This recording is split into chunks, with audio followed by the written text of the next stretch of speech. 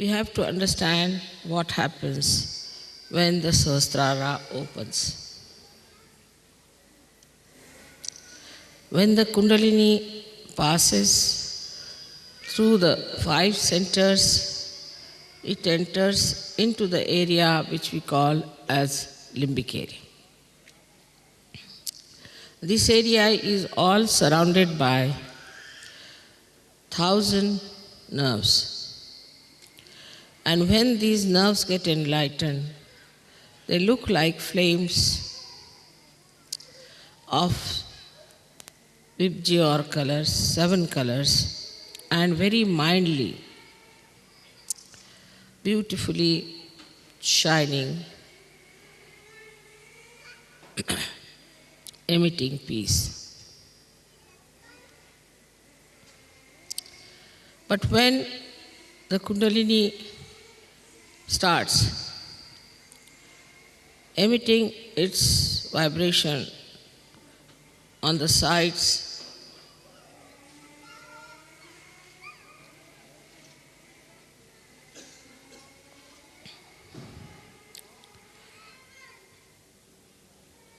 all these nerves get enlightened gradually and start moving on all directions, opening the Sahasrara.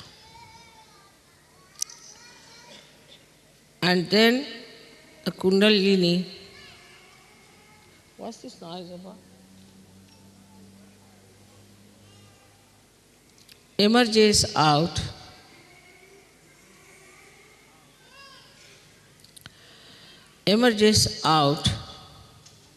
through the fontanelle bone area, which we call as Brahma Randhra. Randhra means the whole, and the Brahma is the all-pervading power of God's love. So it enters into the subtle energy, which is all-pervading, which we do not feel normally. But then the Chaitanya, the vibrations, which are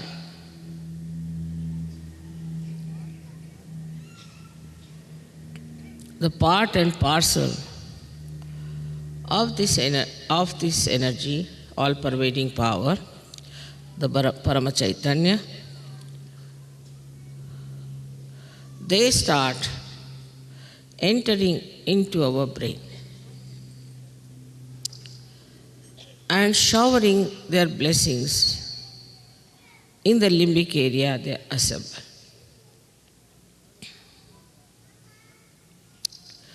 Now the limbic area is connected to all the area of the brain and also to the nerves. So it starts flowing onto the nerves, giving you the new awareness of collective consciousness called as Samuhik Chetana. So you get a new Chetana, a new awareness, which is showered upon your limbic area. The working of these Chaitanya waves is very interesting.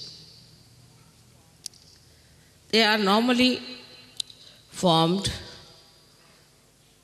like small commas, but then they go into different forms. They make themselves into swastikas as the 4-limbed symbol of innocence, or they become the Omkara, as you know how Om is written, which is the symbol of our doing, our awareness. So when they form the swastika, they try to nourish the left side. And when they form the Omkara, they nourish the right side. Left and right sympathetic nervous system, they nourish. But Sahasrara is to be kept open is rather difficult for people. Because it's a vicious circle. First, these vibrations should enter into your brain through the Brahmarandhra when it is opened out, and they should nourish your nerves, by which your left and right side open out, and so more Chaitanya can flow down all these centers. But if your Sahasrara is not properly opened, this process doesn't take place. As a result of that, the chakras don't open, the Kundalini only as very few strands is kept in the spinal cord, and the new strands cannot rise because your chakras are not open. So in Sahaja Yoga, it is very important to keep your Sahasrara open. Otherwise, there's a vicious circle. To keep the Sahasrara open is in a way very easy as well as difficult. As you have known in the Devi Mahatmya, that at Sahasrare, Mahamaya comes. She is a Mahamaya. Not easy to recognize her, not easy to know her. She lives just like you. She moves just like you. And you can never make out her real nature. This is one way. Another way is that you start seeing the blessings and you start seeing how you become so progressively better materially, physically, emotionally, and spiritually.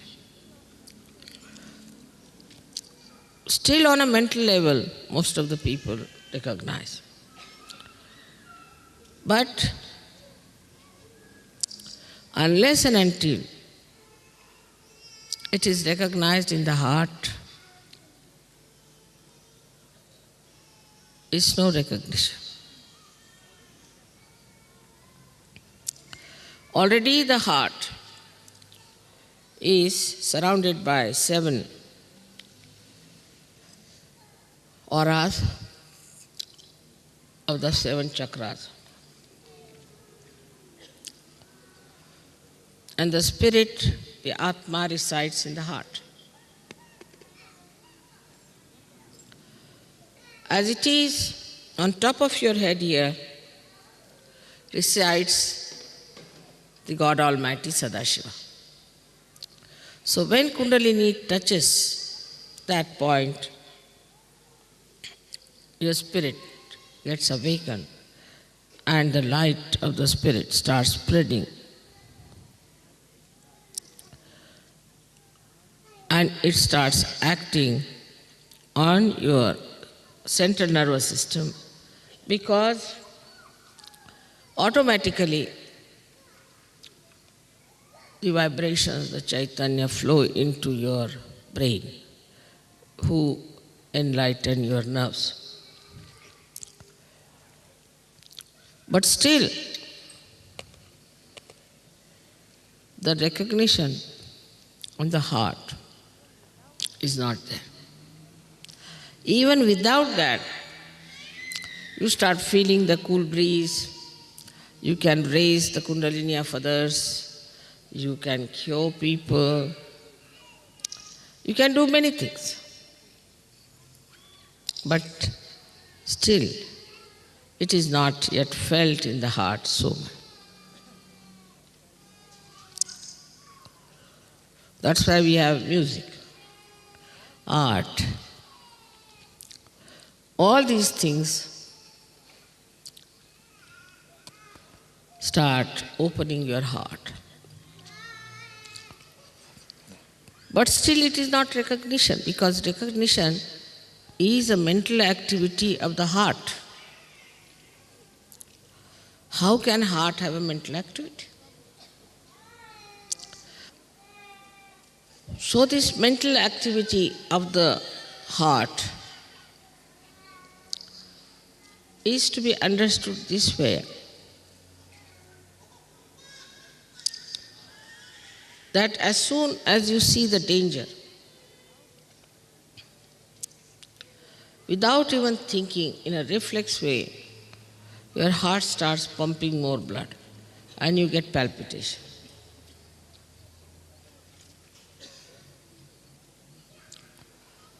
You don't have to think, there's no mental activity. Just you see, supposing a tiger standing before you, immediately the heart will start pumping.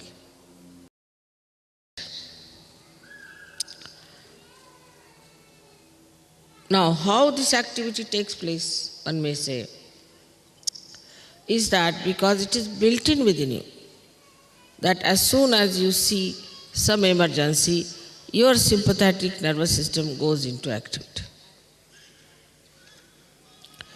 And you start feeling the fear, you start feeling that there should be some protection, that you should do something about it. But you do not think, you just run. You run as fast as possible. Don't think about it, what I should do, where I should run, just you go on running, away from the danger. And how do you do that?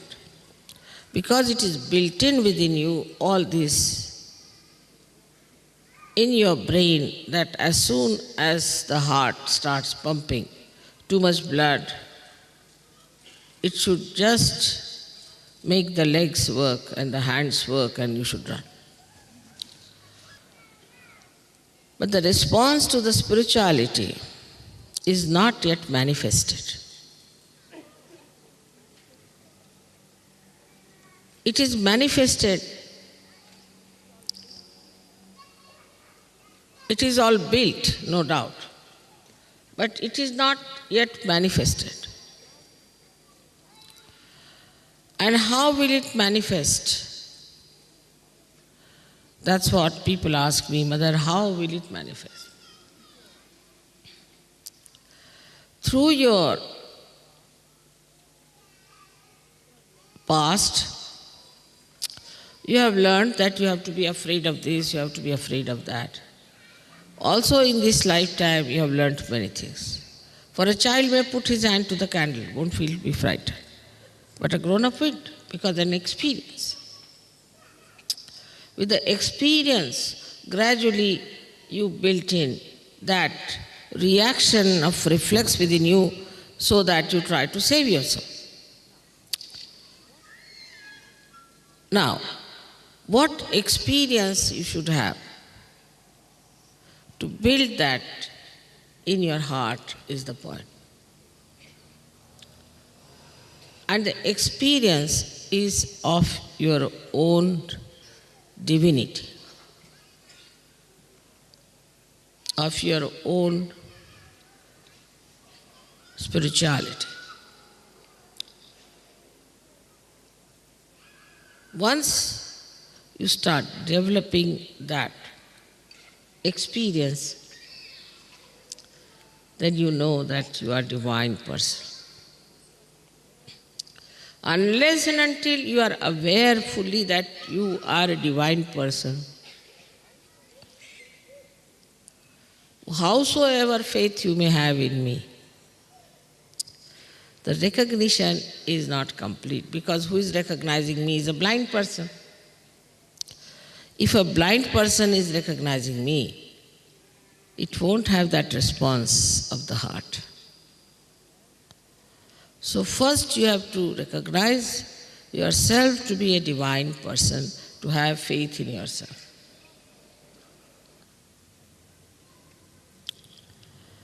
But if you become introspective and meditative, then you touch that divinity within you. When you touch that divinity, you know you are a divine person. So in Sahasrara Puja, actually, you have to recognize your own divinity, that you are divine, by experiencing your divinity. How do you experience your divinity? That you give realization to others. It's a great experience to give realization to others. Not only that, you give realization, but you can tell about their chakras. You know what's wrong with them. You are quite confident.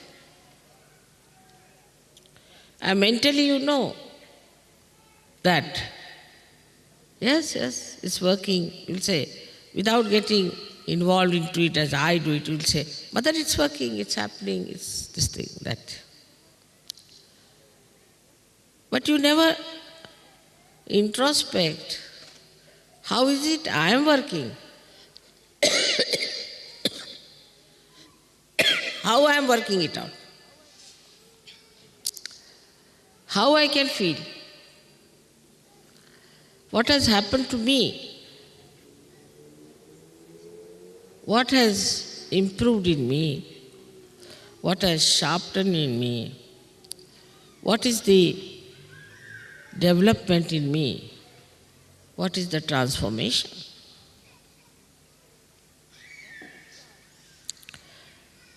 Once you start thinking about it, the experience of your own being, then a kind of a feeling towards the Mahamaya develops. Feeling, again I say feeling. Like feeling of fear, feeling of happiness, feeling of depression, any feeling you develop. And this feeling you could call a feeling of gratitude, feeling of love, feeling of oneness, feeling of joy. All this starts working in your heart. And then you feel the response. If supposing the sea is responding to moon,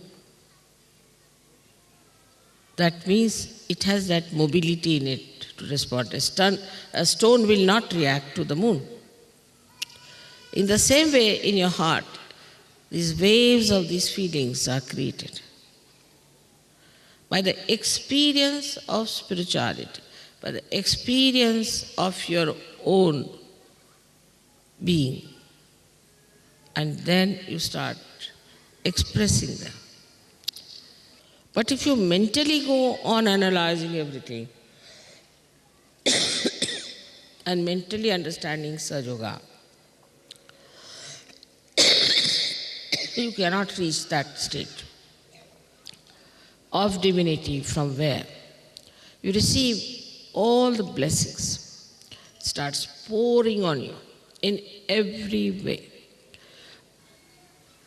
But this is the faith with experience, not a blind faith. Faith with experience and through introspection. Why do I do this? Why should I do like this? Why shouldn't you do like that? Is introspection should start. When you are introspecting, then this depth moves further, but more through meditation. That's why I always tell you that please get up in the morning, do your meditation, and get up in the evening and do your meditation. At least before going to bed, you should get to it. That's the only way you can go deeper into your divinity, which is the source of all creativity, source of all the innocence, is the source of all the knowledge and the source of all the joy. But just to expand your heart, to spread your love to everyone, to feel their love within your heart, and then to put yourself into a position when it responds, the heart responds to divinity within you and to your mother with full mental activity of the heart.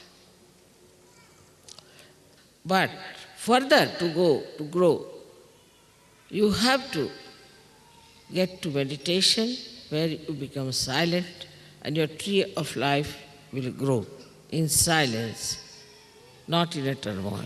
If you understand that, please work it out in such a manner that you all become completely aware of your divinity by which you can see. If you have to see the image, you have to have a very good mirror. In the same way, if you have to feel the Mahamaya, you have to have a complete, pure divinity manifesting in you.